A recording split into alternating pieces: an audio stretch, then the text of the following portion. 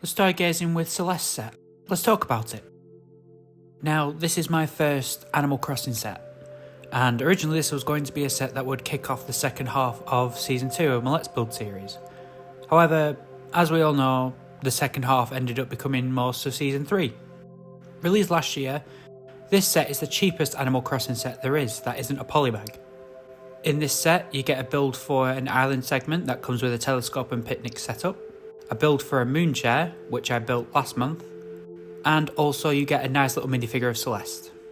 Right, so let's crack on with having a look at this set. Let's start with the pros.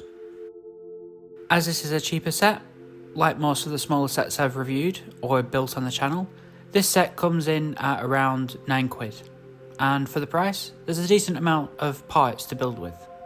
I've said it before, but I really like LEGO's take on the moon chair. Obviously, it's going to look a little bit odd in comparison to what it looks like in the game.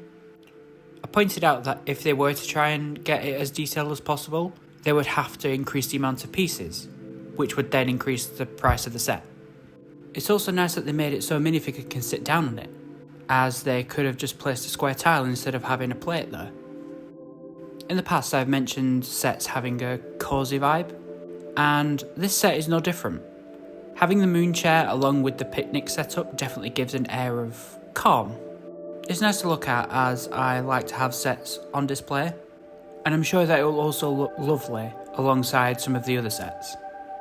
As I already mentioned in the Let's Build episode about the moon chair, I absolutely adore Celeste in the game, so to have a little minifigure of her is really nice.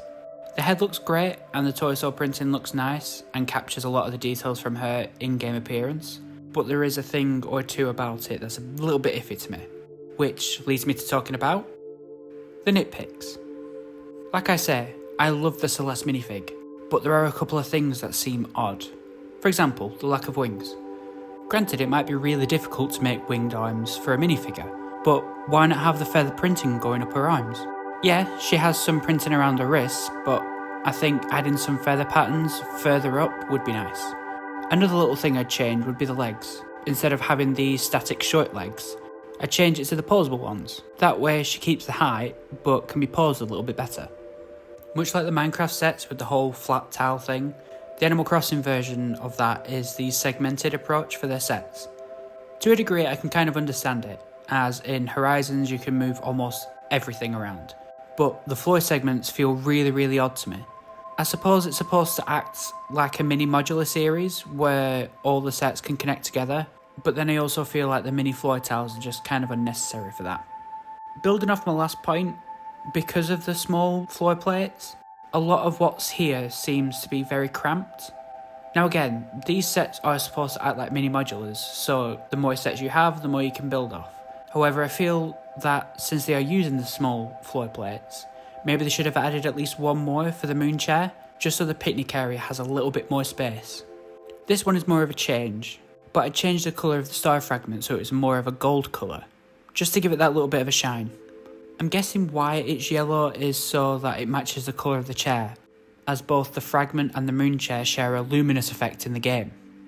I think it would have also been nice for another star fragment to be added, but with a different colour. But like I said, they probably just have the star fragment match the colour of the chair.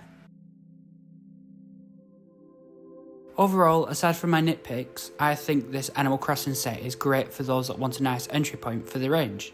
It would be nice if LEGO could make more of these small sets so there are more options, as a lot of the other sets in the range are rather large and pricey.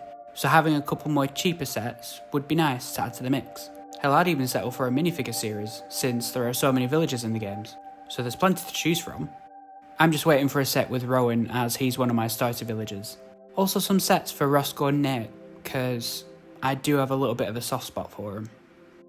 And I think I'll finish up there. Hope you enjoyed the video. If you're interested in seeing the other stuff I do, pop on over to the channel and have a gander at what's there. And if you like what you see, why not subscribe? So thank you all for watching, and I shall see you all next time. Fare thee well.